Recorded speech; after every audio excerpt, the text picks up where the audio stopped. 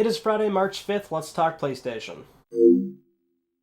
So, as most of you are probably aware of at this point, I was not able to formally acknowledge the PS Plus games in last week's video, which I knew was going to happen, but we'll talk about it now. So the March PS Plus games, they are currently available. That is Maquette for PS5, so that game does have a PS4 version, but the PS5 version is our free PS5 title this month.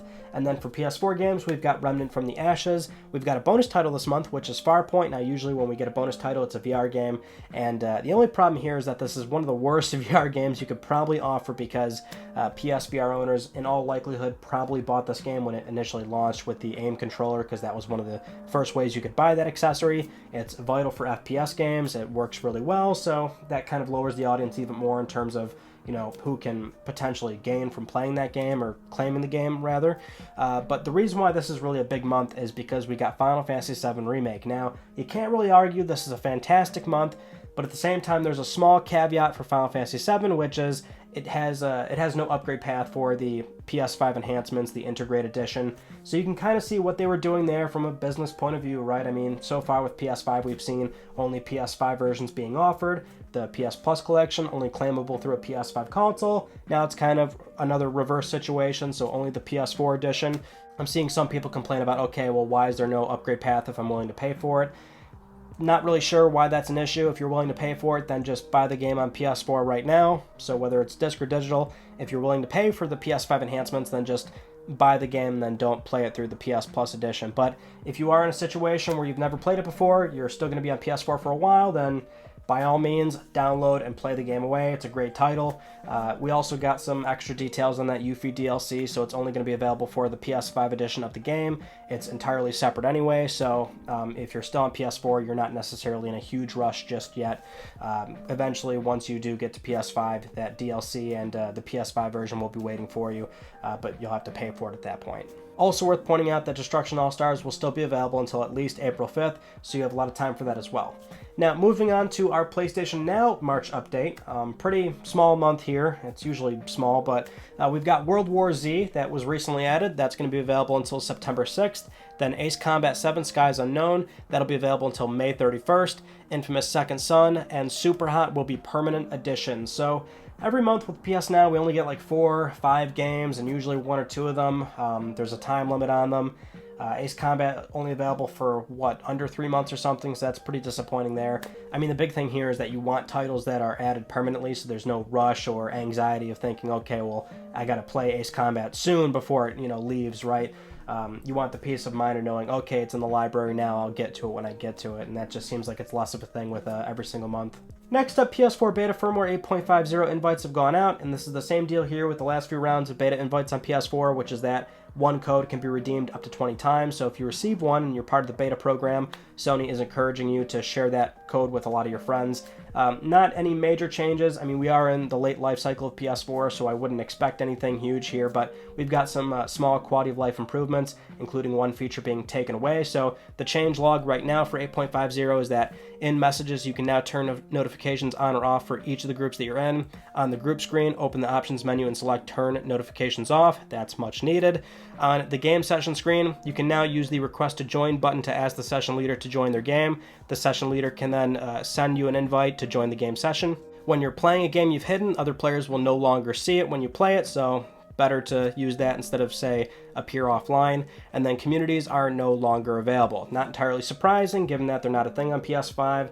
A lot of things are not a thing on PS5 from PS4, but also prior to PS5 launching, the community's mobile app was shut down, so we knew that Sony was kind of walking away from that feature, it's disappointing considering that I like the idea and premise, but it was such a bare bones offering. There was just nothing to it, more or less. No proper reply or comment threads or anything like that. I mean, if you're gonna do it, then go all in, or just integrate, an official third-party app like Discord or something where they've got it, much more thoroughly fleshed out, right?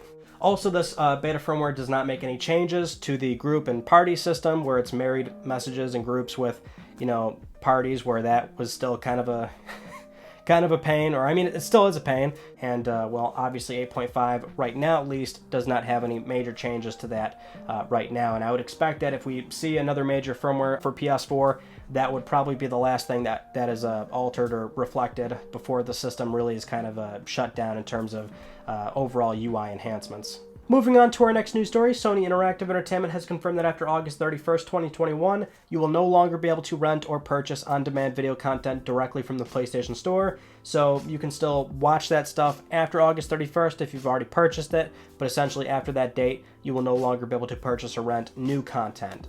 So you can still obviously watch subscription services, so things like Netflix, Hulu, Amazon Prime, things like that, right? All that stuff. Basically, that's the reason why Sony's trending away from on-demand content. They're saying most consumers nowadays are moving towards that, which is certainly a reasonable expectation. Most people are moving towards that, and so that's kind of why Sony's giving up on offering on-demand services directly from the PlayStation Store. And, you know, I'll be honest, I'm not even sure why Sony offered it for this long, considering that most consumers, yes, they are subscribed to streaming services, or you're on the other extreme of where you like to still buy DVDs and Blu-rays, or if you do like the on-demand content, which is what we're talking about here, then you more than likely are also doing that through things like Amazon, Vudu, Apple TV. You know, there's a lot more in terms of accessibility for where you can watch that content. Also, there's that Movies Anywhere service, which kind of bridges together all those services. And so if you're into owning, you know, a large on-demand library, then you know, that's a great place to do it. And you can still buy on-demand content. You just have to do it through those services on a PS5 now, or a PS4, right? But I will say that this is something that can be discontinued, and most people are probably going to be okay with it. For our next news story, we've got a patent to go over, and this one's probably one of the most amusing and interesting ones that we've had in a very long time. It was filed about 2 years ago, recently published at the start of February. It's for a system and method for generating user inputs for a video game. Now, what does that mean? It means taking an everyday object that otherwise is totally useless for a video game console and turning it into a peripheral with augmented reality. So the example image, I think, is somewhat self-explanatory, but it's a banana with PlayStation buttons on it. So that's exactly what this is saying. It's trying to solve the issue here of, well, you know, with video games, sometimes it's costly in terms of the controllers and peripherals, or sometimes it's annoying to manage all these devices and making sure they're charged. So boom, we've got it. We'll just put some buttons on a banana or whatever else that you might have in your household. But of course, the banana imagery is one that has caused a lot of people to look at this point, laugh, and go, oh my gosh, I can't believe that they're evaluating something like that. But that's kind of what we talk about with these patents. There's always these two extremes here where one, it's reasonable, makes sense, you kind of hope that it turns into a consumer product, and then one where it's like, oh yeah, they're totally, you know, evaluating that behind the scenes. It sounds ridiculous, but they're just trying to protect it, because who knows if they'll ever use it, or if it, you know, at some point becomes a meaningful building block to something else down the road, right? That's pretty much what this is. And AR has a lot of potential. I mean, it's funny to laugh now, but who knows where we'll be 20, 30 years from now where that might actually be viable. Now, moving on to our final PSVR news story, Sony recently announced a number of new games coming to the headset this year. I know a lot of people are looking forward to the next headset, but there are still a lot of great games coming to the current one. So this past week on the PlayStation blog, Sony announced After the Fall. This is a fast-paced co-op FPS action title. Also, the expansive JRPG-inspired MMO Zenith, that's coming this year as well. I Expect You to Die Too, The Spy and the Lair. The first game was really funny and hilarious, so great to see the sequel coming soon. The action-adventure game Fracked, this is also coming this summer. Song in the Smoke, this is a PSVR survival game, again coming this year. And then probably the best one here, Doom 3 VR Edition, coming this month, March 29th. I always love when we have these random stealth drops where it's announced and then coming out in like 2-3 weeks. And Doom 3, that's going to be a really great game to play in virtual reality, so I'm really excited for that one as well. Good to see that there's still some quality support coming for the current headset. I know it's really easy to kind of, you know, forget about it and then look forward to the new one, but there is still some great software available for PSVR right now. Moving on to our next news story, we have an update on the Uncharted movie directly from Tom Holland, and that's one of the great things about having Tom Holland in this movie is that even if we don't get official updates, we know that Tom's gonna blabber about it, so that's what he recently did with GQ magazine, and he was being very candid actually about his performance. He was quoted saying, "As soon as you start worrying about do I look good in this shot, acting becomes something other than playing the character. I think there are elements of my performance in Uncharted where I kind of fell under that spell of being, I want to look good now, I want this to be my cool moment, I had to play this very tough, very stoic guy, basically be Mark Wahlberg." Now, I'm not entirely sure if Mark Wahlberg is what we needed here, considering that Mark Wahlberg himself is already in this movie. But maybe this is something where Tom is being overly critical of himself. Most people are in this situation, and he hasn't seen the final cut, nobody has. So maybe this actually is somewhat beneficial to the overall performance. I mean, Uncharted is a cinematic, action-packed adventure where the main character, Nathan Drake, can have a very cocky behavior at times, right? So maybe that will work out.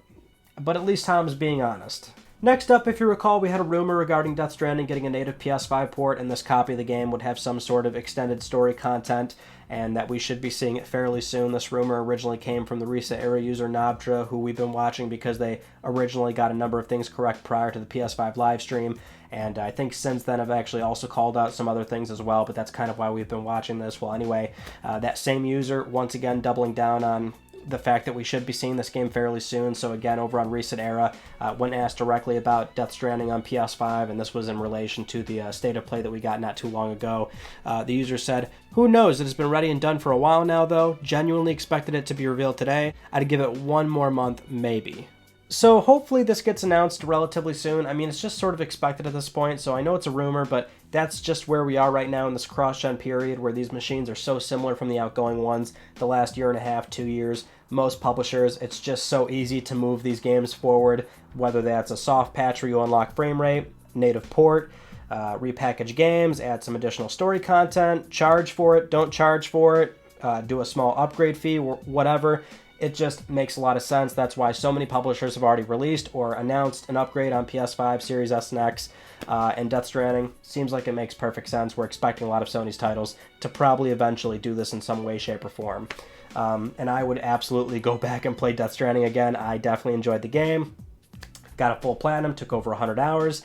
And I would definitely go back and play for some additional story content. In fact, I almost hope that the save file doesn't just automatically unlock the platinum, because I really would go through it again. I know that sounds crazy, but I'd do it. So I'm looking forward to this, assuming that it's a real thing. And I guess that's a decent segue to our next news story, which is about, well, Naughty Dog and even Sony Santa Monica regarding their projects, which they can't talk about, of course. So I know this first year for PS5, and this happens every new console generation, but it looks a little dry. You know, you're kind of fiending for, the game announcements, and even the games that are currently announced, you're waiting for those to come out. And so for these two developers, there's a lot of eyes on them. Neil Druckmann over on Twitter quoted saying in a tweet here, "If you tweet at me asking about a future project, I can't say anything. Please stay patient. We have several cool things we can't wait to share with you. As soon as we can, we will." Remember, we're still waiting on whatever Factions looks like. Last of Us Part 2 seems natural that would eventually get some sort of native PS5 enhancements. And again, who knows how they'll really package that. So maybe Factions will be its own little free-to-play thing, or it releases alongside the native PS5 version, but Factions will still be available for the PS4 version currently as well, which I think is a safe bet. And then with Sony Santa Monica, Cory Barlog also had to send out a tweet saying, "I don't know who needs to hear this, certainly not me since I have never heard of it, but when it's done, trust that it's what's best for everyone." Now look, I'm not entirely sure, maybe this sounds a little bit far-fetched, but it almost seems as though that maybe he's referencing, pointing us towards, or indicating that this could be about the God of War title that's coming this year, that Sony said is coming this year, and we're all low-key, a little suspectful that maybe that won't really be the case. But hey, he's not explicitly stating that. He doesn't even really know what he's talking about. All jokes aside, between him and Neil, I mean, they can't say anything, of course. That's expected. And remember, COVID's playing a big role here. We've already seen plenty of delays up to this point. We're going to see plenty of more in all likelihood. And internally, they're still trying to account for these sort of things. So that's why we are just not getting the announcements and certainly the release dates that we would expect otherwise, right? And even in that situation, prior to COVID, publishers were, generally speaking, getting better at not releasing release dates or even release windows unless they were confident that they were going to hit those targets. So that's really what's at play here. And I'm sure Naughty Dog, it is getting to a point where we should be expecting something soon, but we just don't know to what magnitude they're really going for behind the scenes, right? Who knows? They could have something substantial to show us, and that's where we can really judge if it was worth the wait or not. Now, with all that said, it's time to get to Let's Talk Plus, the weekly Let's Talk PlayStation giveaway where one of you can win a $10 PSN code. I would like to congratulate this viewer right here. I'll be contacting you very soon via email or Twitter. If you would like to win a $10 PSN code, it's very easy. follow the link down below. Supporting this channel, a number of ways can gain you an entry, and I'll announce the winner next week because I'm trying to pay for your games. Those are all the news stories that I want to talk about with you all. Our Tuesday video was about PlayStation Plus. Basically, the state of it. We had a conversation about that over a year ago at this point, so we kind of get caught up on, where it is right now with PS5 and PS Now, for example, too. Where does that kind of sit? It's kind of a recap on where they are and where they might potentially go. And this coming Tuesday, we'll probably have another conversation regarding PlayStation and where they are and where they might be coming up. I think that will be this coming Tuesday's video. But as always, stay tuned. It'll be there. Something will be there. And that is it. That concludes this week's episode of Let's Talk PlayStation. I'm Ryan Boetk. Thank you all so much for talking with me, and I will see you all next Friday.